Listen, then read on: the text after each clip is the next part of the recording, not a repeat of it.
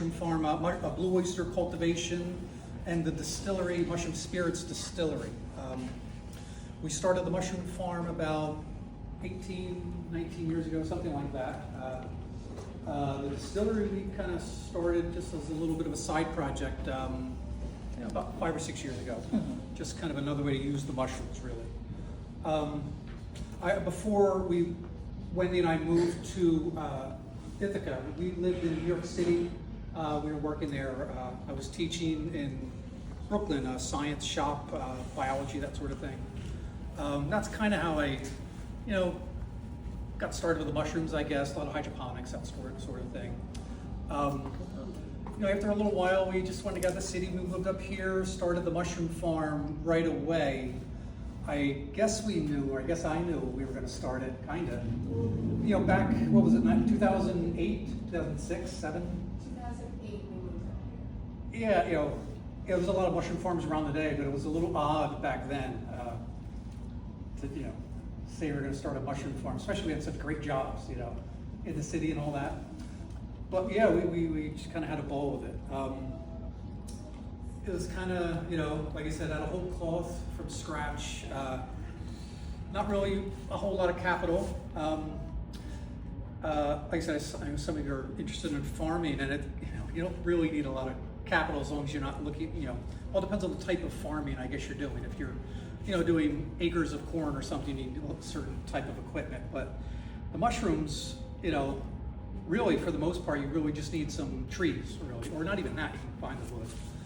You can grow them outdoors on wood logs. You can kind of chop down trees, drill holes in them, and then inject them with the culture of the mushroom.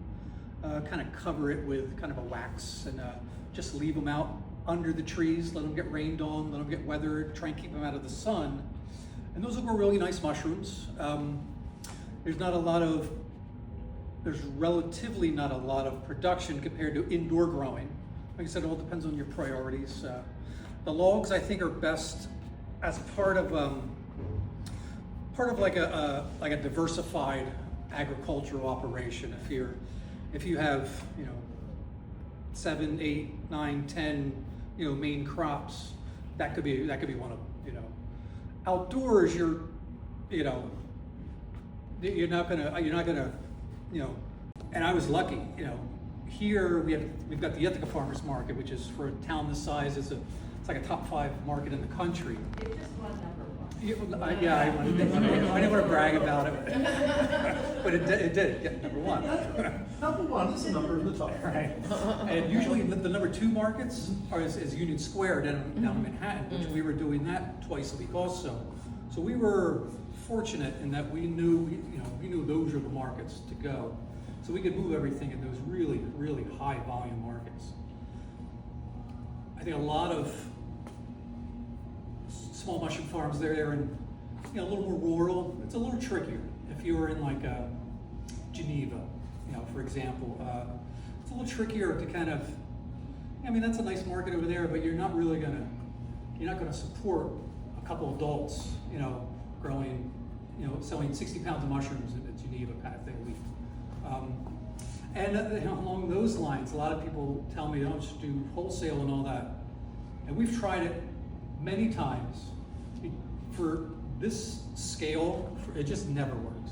You get a lot of eager, newer restaurants calling, saying, yeah, I'm all local stuff, and I'm like, all right, it's $8 a pound, And so they'll do it for a month or so, and then it kind of peters out a little bit, because they can get it for a quarter of the price with the food service truck, which I understand. For them, you don't need beautiful mushrooms. They're in the kitchen cooking it up. The customer's not going to see that. Wholesale for this scale, for a small 100 pounds, 200 pounds, 300 pounds a week, wholesale it's a slog, and it never really works. It's a hustling, and it never. That's another one where you're not going to support a couple adults on that. What about the distillery? Well, so there's so another way to kind of support a couple adults in the world of growing mushrooms is to do this kind of value added, I guess, to kind of just take it and try and turn it into something, I guess, that's not there. And yeah, there's a lot of people doing mushroom coffees, mushroom teas, I guess, Talk about the process. Yeah, okay. And the mocktails that I have obviously don't have vodka, but they have our Optimal 8 simple syrup, which is simple syrup with 8 different kinds of mushrooms, which are It's the tea of 8 different mushrooms: chaga, lion's mane, reishi, enoki, shiitake, oyster, a little bit of turkey tail. How many was that? 7. What did I miss? Lion's mane? Did you say lion's mane? I said lion's mane. Say what? Said oh, I didn't say my hen of the woods. Yeah, hen of the woods. That was it. Okay.